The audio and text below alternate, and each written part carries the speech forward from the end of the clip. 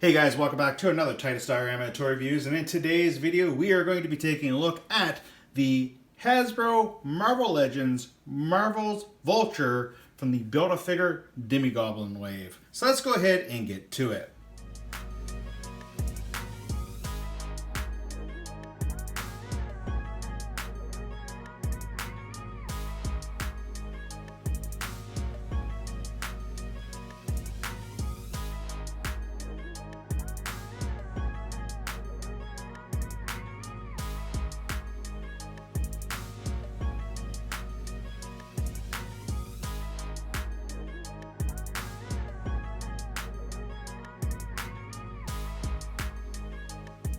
As you can see, Vulture here comes in that standard window box packaging that we've come to expect and know from Marvel or from Hasbro for their Marvel Legends line.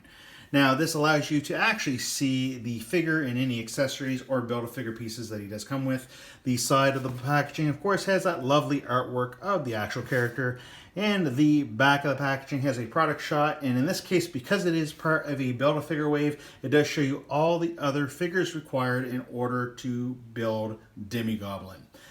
With that said, guys, let's go ahead and get Vulture out of the packaging and take a better look at him.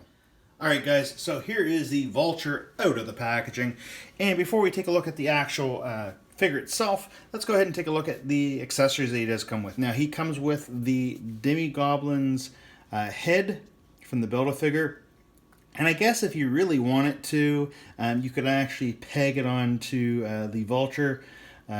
He is, I believe, the Goblin King in one of the animated series for Spider-Man, so it's kind of fitting that he does come with the Goblin head.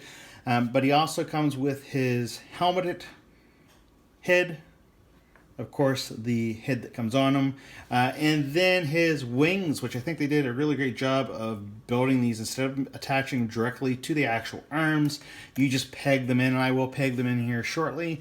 But I think that's a cool idea because you can have him with his wings on or without his wings, of course. Now, it does leave some holes in the back here of his arms, but for the most part, most people will be posing him facing forward, I would assume, so you're not going to have to worry about that.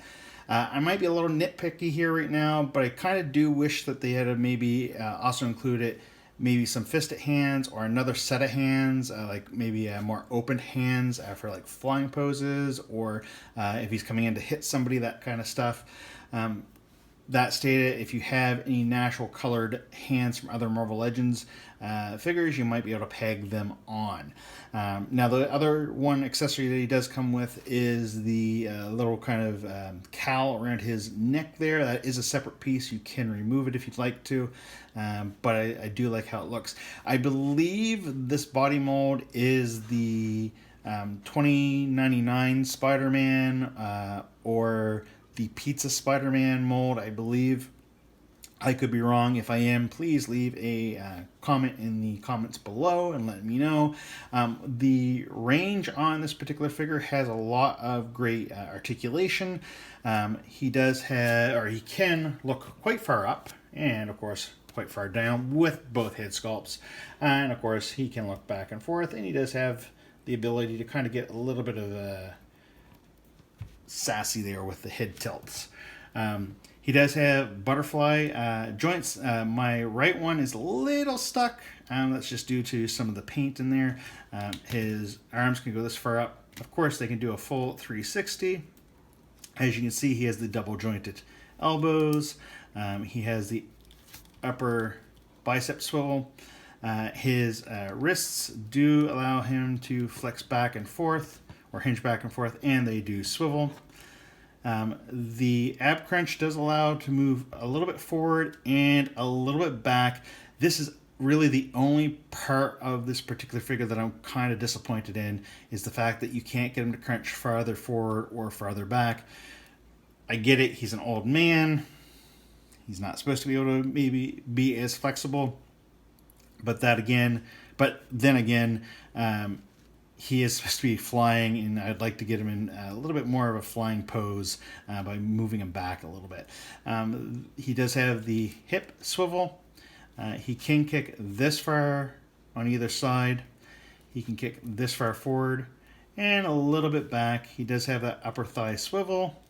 And he has double jointed knees, and his feet can go this far forward, this far back, and he does have that ankle pivot that everybody likes.